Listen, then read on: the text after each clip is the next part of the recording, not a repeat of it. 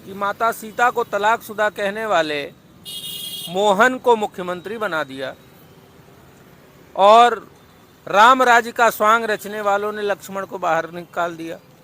अब सोच लीजिए कैसा ये राम भक्त लोग हैं या रामद्रोही लोग हैं। लक्ष्मण को निकाला जा रहा है जो लक्ष्मण संविधान और लोकतंत्र की बात करने वाले थे। व्यापम में जो शिवराज मामा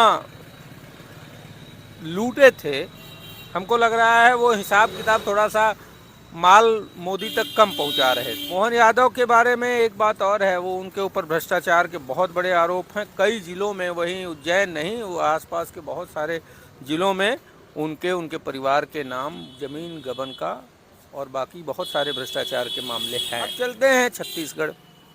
छत्तीसगढ़ के जो मुख्यमंत्री नवनियुक्त हैं वो पुलिस अधिकारियों को कहते हैं साले खान के गाड़ दे। जी धन्यवाद। बीजेपी ने 3 राज्यों में अलग अलग तरह के नामों का ऐलान किया है, हर समाज के लोगों को जगह दी है। अब कहा जा रहा है कि जो जाति जनगणना की बात थी, अब ये बिल्कुल इंडिया अलायंस का जो है मुद्दा ये खत्म हो जाएगा और बीजेपी इस पर हावी हो जाएगी और 2024 में उसको जीत मिलेगी। देखिए ऐसा है कि वो क्या सोचते हैं वो जाने, लेकिन जनता ये सोचती है कि हम तो कांग्रेस को जिताना चाहते थे। ये क्या हुआ जो हमने वोट कांग्रेस को दिया और जीत भाजपा गई। जिस भाजपा के बारे में खुद भाजपाइयों को आशा और उम्मीद नहीं थी, भाजपा के बड़े बड़े नेता बड़े बड़े दिग्गजों ने हमसे कहा कि हार रही है भाजपा बुरी तरीके से, 3 स्टेट जीत रहे। मैं बहुत बड़े बड़े दिग्गजों की बात कर रहा हूँ भाजपा के, जिन्होंने खुद मुझे फ़ोन करके बधाई दी थी कि भैया आप जीत रहे हैं। उनको भी उम्मीद नहीं थी और ये जो हुआ है वो क्या खेल हुआ है ये अब विचारणीय प्रश्न है। लेकिन हाँ, जनता इस बात को लेके ज़रूर अब ये विचार कर रही है कि हमसे कुछ चूक हुई कहीं न कहीं, हमको इस पे और चौकन्ना होकर और मजबूती से विपक्षी एकता को मजबूत करना है और इस निकम्मी नकारी महंगाई लाने वाली भ्रष्टाचारी सरकार को हटाना है। जहाँ तक आप कह रहे हैं अलग समाज और लोगों को, देखिए ऐसा है कि अभी तो राजस्थान के नए नए तो मैं देख नहीं पाया वो क्या कर रहे हैं, लेकिन 2 लोगों के बारे में मुझे कुछ जानकारी पहले से है। सिंहस्थ कुंभ में 30-40 एकड़ जमीन गबन करने वाले मुख्यमंत्री मध्य प्रदेश के। तो व्यापम में जो शिवराज मामा लूटे थे, हमको लग रहा है वो हिसाब किताब थोड़ा सा माल मोदी तक कम पहुंचा रहे थे। इस वजह से उनको हटा के इनको जिम्मा दिया गया है कि अब आप 24 के चुनाव से पहले हमको पैसा ज़्यादा देना, क्योंकि चुनाव में पैसा बहुत भाजपा खर्चा कर दिए। हाँ, मोहन यादव के बारे में एक बात और है, वो उनके ऊपर भ्रष्टाचार के बहुत बड़े आरोप हैं कई जिलों में, वहीं उज्जैन नहीं वो आसपास के बहुत सारे जिलों में उनके परिवार के नाम जमीन गबन का और बाकी बहुत सारे भ्रष्टाचार के मामले हैं। अब भ्रष्टाचारी को दे दिया है मौका। भ्रष्टाचारी की बात ऐसे कह लें कि उनका एक और वीडियो वायरल हुआ था जिसमें उन्होंने माता सीता को तलाकशुदा कह दिया। अब मुझे तो नहीं लगता, कम से कम मैं जो सनातन को मानता हूँ, कि माता सीता तलाकशुदा तो नहीं थी। और उस व्यक्ति को मुख्यमंत्री बना रहे हैं भाजपा वाले। एक और वाकया मुझे याद आया, दिल्ली में एक लक्ष्मण यादव करके हैं, उनको नौकरी से बर्खास्त कर दिया गया। तो सहसा ही एक बात मुझे ध्यान आती है कि माता सीता को तलाकशुदा कहने वाले मोहन को मुख्यमंत्री बना दिया और राम राज्य का स्वांग रचने वालों ने लक्ष्मण को बाहर निकाल दिया। अब सोच लीजिए कैसा ये राम भक्त लोग हैं या रामद्रोही लोग हैं। माता सीता को तलाकशुदा कहने वाले को मुख्यमंत्री बना के महिमा मंडित कर रहे हैं और लक्ष्मण को निकाला जा रहा है जो लक्ष्मण संविधान और लोकतंत्र की बात करने वाले थे। वहीं उनका कई ठो अभद्र टिप्पणियों वाला वीडियो वायरल हो रहा है। अब चलते हैं छत्तीसगढ़। छत्तीसगढ़ के जो मुख्यमंत्री नवनियुक्त हैं शपथ आज ली है उन्होंने, वो पुलिस अधिकारियों को कहते हैं साले खान के गाड़ दे। मतलब इस तरीके की भाषा का उपयोग करने वाले व्यक्ति को क्या लोग बचे नहीं? क्या भाजपा में कोई ऐसा नहीं है जो शिक्षित हो? भाजपा तो कह रही है कि हम नए शहरों को जगह दे रहे हैं, भैया, और नए जो चेहरों में गुंडा माफिया भ्रष्टाचारी ही बचे हैं भाजपा में, ये तो साबित हो गया। भाजपा नए चेहरे को आगे ले आ रही है, उसमें सब गुंडा माफिया बलात्कारी भ्रष्टाचारी ही तो हैं। यही ये तो साबित कर दिया। आप जैसा कह रहे हैं तब तो साबित हो गया कि भाजपा में बलात्कारी, भ्रष्टाचारी, गुंडा, माफिया, मवालिक इसी टाइप के लोग बस बचे हैं, क्योंकि वो अटल आडवाणी वाला दौर तो बीत गया। सबको बाहर का रास्ता, अब तो पोस्टर से भी आडवाणी जी गायब हो गए हैं। एक तीनों राज्यों के प्रकरण पे एक साथी ने हमको कहा कि इन लोगों को बीआरएस दे दिया। अरे बीआरएस नहीं दिया है, यूआरएस दिया है। यूआरएस का मतलब ये है, बीआरएस का मतलब ये हो गया वॉलेंटरी रिटायरमेंट सर्विस, स्वैच्छिक सेवानिवृत्ति। मार्गदर्शक मंडल, नहीं, मार्गदर्शक मंडल अलग बात है। स्वैच्छिक सेवानिवृत्ति, ये तो अनैच्छिक सेवानिवृत्ति है भाई। यूआरएस अनवांटेड रिटायरमेंट सर्विस, ये लोग अनैच्छिक रूप से रिटायर कर दिए गए जबरिया, ना चाहते हुए भी। जैसा कि आडवाणी को कर दिया था, मुरली मनोहर जोशी को कर दिया था। अब ये सारे लोग जबरदस्ती रिटायर हो गए हैं। सारे लोग अपनी व्यथा गा रहे हैं, इनके अपने समर्थक भी रो रहे हैं, धरना प्रदर्शन कर रहे ये हैं। भी कहा जा रहा है कि जो बीजेपी में है, परिवारवाद नहीं है, कांग्रेस में इस तरह से नहीं होता था। परिवारवाद, कौन से परिवारवाद की बात कर रहे हैं? राजनाथ का बेटा विधायक मंत्री है कि नहीं? जय शाह, अमित शाह का बेटा वो गृह मंत्री बनता है, वो बीसीसीआई का सेक्रेटरी, उसको बैट बॉल पकड़ने नहीं आता। अरे इन पनौतियों ने तो वर्ल्ड कप हरा दिया बैठ के। बात आप परिवारवाद की करते हो। मुंडे परिवार, कलराज मिश्र का परिवार, राजनाथ सिंह का परिवार, किसका परिवार नहीं है? सैकड़ों ऐसे परिवार हैं। कैलाश विजयवर्गीय का परिवार, नरेंद्र सिंह तोमर का परिवार, हर जगह परिवार है। परिवारवाद की बात करते हो। राजमाता सिंधिया, ज्योतिरादित्य सिंधिया, दोनों परिवार के तो हैं। उनकी एक बुआ राजस्थान में भाजपा के साथ है, एक बुआ एमपी में भाजपा के साथ है। परिवारवाद की बात करते हो। अरे मामला ये है भैया कि यहाँ तो सब मिलजुल के खा रहे हैं। परिवारवाद में इतना भ्रष्टाचार फैला रखा है कि नरेंद्र सिंह तोमर, उनका बेटा 10,000 करोड़ कृषि मंत्रालय से लेता है, किसानों का कर्जा माफ होने की बजाय उसको दे दिया जाता है। और वो कनाडा में जाके क्या उगाता है? बाप कृषि मंत्री है, बेटा गांजा अफीम पैदा कर रहा है। ये सजा के तौर पर उनको स्पीकर बनाया गया है। अरे नहीं, आप समझ ही नहीं रहे हैं। अरे उनको वहां खुली छूट का न्योता है भैया। अब तक वो कृषि मंत्री थे तो उनका बेटा 10,000 करोड़ हवाला के थ्रू ले गया और कनाडा में अफीम की खेती कर रहा था।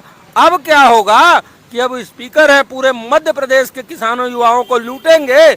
अब 1,00,000, 2,00,000, 5,00,000 करोड़ हवाला के थ्रू जाएगा कनाडा और अफीम गांजा चरस की खेती होगी। मामला ये है कि इनको देश से, युवाओं से कोई मतलब नहीं है। आज संसद पे हमले की बरसी है और आज 4 लोगों ने वहां जाके प्रदर्शन किया, हंगामा किया, जो कि सुरक्षा चूक में बहुत गंभीर मामला है। निकल के क्या आया? भाजपा सांसद ने उनको पास दिया था। वहां नारे क्या लग रहे थे? मणिपुर में महिलाओं के साथ जो अत्याचार हुआ है उस पे उनको न्याय दो, हम बेरोजगार हैं, हमको रोजगार दो। मामला ये है कि संसद की सुरक्षा में चूक अमित शाह और मोदी की सरकार पे काला धब्बा है। सरकार तो कह रही देश सुरक्षित हाथों में है। इसीलिए तो 4 लड़के घुस जाते हैं संसद में, स्मॉग कंटेनर फेंक देते हैं। नहीं है, वो तो सांसद, बीजेपी के सांसद के पास। तो मतलब ये है कि नहीं, संसद की सुरक्षा भाजपा के सांसद गिरवी रख दिए हैं। ओ चलिए, तब अच्छी बात है। तो अब आप ये तो फिर परत दर परत चीजें और खुलती जा रही है। जांच हो रही है। अरे जांच वांच कुछ नहीं होनी है, वो तो पर्चा पास वगैरह मिल गया, इस वजह से, नहीं तो वो अगर नहीं मिला होता तो ये भाजपा ही कहते कि ये साजिश है, विदेशी साजिश है। लेकिन यहाँ तो भाजपा के सांसद की साजिश दिख गई कि भाजपा के सांसद जो प्रताप सिम्हा है, मैसूर से शायद वो सांसद हैं, उनके वो अतिथि थे, उनके मेहमान थे। तो ये बहुत सारी चीजें हैं। तो बेरोजगारी में ये सरकार विफल है, चरम पे बेरोजगारी है, चरम पे महंगाई है, चरम पे भ्रष्टाचार है। जी, मैं रोकूंगा आपको। जो मैं शुरू में मैंने कहा था कि राहुल गांधी जो बार बार जाति जनगणना का मुद्दा उठा रहे थे और उत्तर प्रदेश में अखिलेश यादव पीडीए की बात कर रहे थे, तो कहीं ना कहीं बीजेपी ने इसका कार्ड खेलने की कोशिश की। आपको नहीं लगता कि अब जो पिछड़ा समाज है, दलित समाज है, आदिवासी समाज है, बीजेपी की ओर जाएगा? नहीं, बिल्कुल नहीं जाएगा। क्योंकि राहुल गांधी या इंडिया के जो बाकी नेता हैं, घटक दल हैं, वो पूरे पिछड़े दलित आदिवासी गरीब लोगों की बात कर रहे हैं। उन लोगों को ऊपर उठाने की बात कर रहे हैं। बना दे रहे हैं। अरे बात पूरी कर लेने दीजिए, मैं आप ही के बात पे आ रहा हूँ भाई।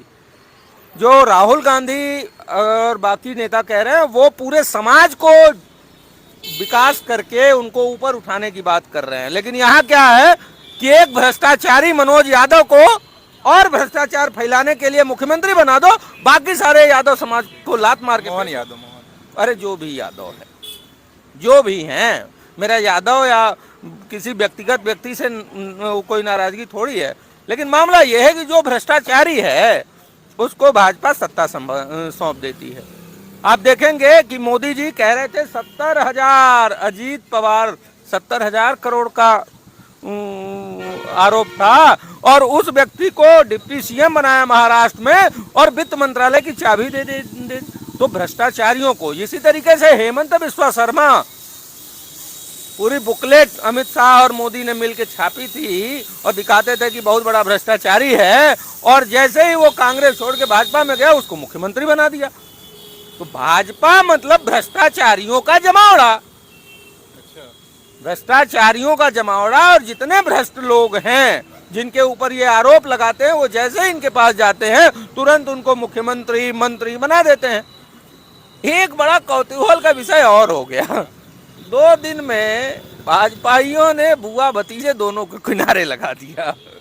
एक भतीजा कांग्रेस तोड़ के गया था मुख्यमंत्री बनने, उसको परसों किनारे लगा दिया, और एक बुआ को कल किनारे लगा दिया। अब मुझे समझ नहीं आ रहा, बिना जहाज के जो हवाई जहाज मंत्री बने हैं ज्योतिरादित्य, कितने दिन उड़ेंगे पंखों के भरोसे? सरकार तो अभी सरकार में है ना। अरे सरकार में हो, लेकिन मुख्यमंत्री बनने गए थे ना। तो भाई मुख्यमंत्री बनने गए थे और भाजपाइयों ने पहले शिवराज को बैठा दिया, और अब फिर नए भ्रष्टाचारी महोदय आ गए, इनका तो नंबर ही नहीं लग पाया। अच्छा, मैं एक सवाल और आखिरी, बात ज़्यादा लंबी ना हो, ये है कि अब बीजेपी ने जितने भी मुख्यमंत्री बनाए हैं, कहा जा रहा है कि जो बड़े चेहरे थे, नामी चेहरे थे, उनको किनारे किया, और बीजेपी के जो बड़ा नेतृत्व, चाहे अमित शाह हो, मोदी है, वो लोग नहीं चाहते कि उनके चेहरे के आगे कोई बड़ा चेहरा। क्या ये सही है? बिल्कुल, ये मैं आपको यही कहने वाला था, आपने टोक दिया बीच में। ऐसा है कि मोदी, अमित शाह को कोई भी ऐसा व्यक्ति जो मुखर हो, मजबूत हो, ईमानदारी से काम करने वाला हो, या जनहित की बात करने वाला हो, वो पसंद नहीं आता। यही कारण है कि उन्हीं की पार्टी के सारे नेता, जिनको जनता में थोड़ी सी पॉपुलैरिटी मिल रही थी, उनको उन्होंने किनारे लगाया। लंबी लिस्ट है। तो सच्चाई क्या है कि ये जो छोटे कद का, छोटी सोच का नेता होता है ना, उसको बड़ी सोच वाला पसंद नहीं आता है। यही कारण है कि आडवाणी किनारे लग गए, विद्वान थे मुरली मनोहर जोशी किनारे लग गए, अर्थशास्त्री थे यशवंत सिन्हा किनारे लग गए, जसवंत सिंह किनारे लग गए, अब भी नितिन गडकरी लेटेस्ट में पार्लियामेंट्री बोर्ड से बाहर कर दिया। तो ये जो लोग हैं, जो मजबूत हैं, अपने क्षेत्रों में उनका एक्सपर्टीज है, ऐसे लोगों को भाजपा पसंद नहीं करती, और खासकर नरेंद्र मोदी और अमित शाह, क्योंकि उनको पता है कि अगर ये लोग आगे होंगे तो हम लोग खत्म हो जाएंगे। लेकिन बीजेपी कहती है कि हम एक लोकतांत्रिक पार्टी है, उसके उसी ढंग से हम काम। हाँ, लोकतांत्रिक पार्टी इतनी है कि अगर किसी की आवाज निकल गई, गडकरी ने कुछ बोल दिया, तो उसको पार्लियामेंट्री बोर्ड से बाहर कर दिया। लोकतांत्रिक पार्टी है ये। अरे जिसने अमित शाह के खिलाफ, मोदी के खिलाफ बोला, वो किनारे लग जाएगा भाजपा में। किसी की हिम्मत नहीं है जो अमित शाह और मोदी के खिलाफ कुछ बोल दे।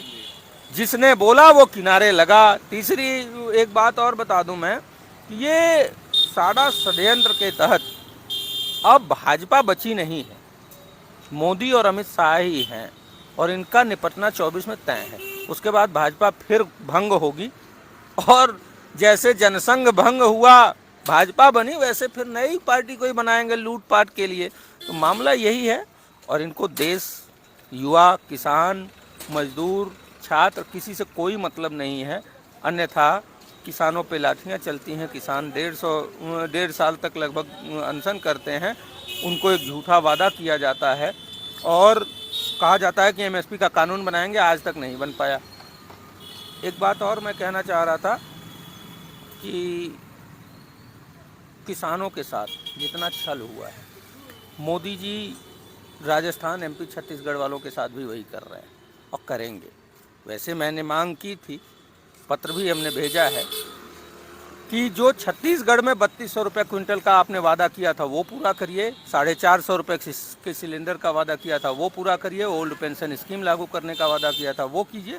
लेकिन मुझे ये, क्योंकि ये झूठे लोग हैं, अभी गठन, अभी तो शपथ हुई, तो धीरे धीरे शायद वो जो भी हो, मुझे भरोसा नहीं है, क्योंकि 9.5 साल से मैं झूठों को देख रहा हूँ। मोदी सबसे बड़ा झूठा, अब उसके पीछे पीछे पूरे भाजपा के किसी नेता को बात करो वो झूठ है बोलता है।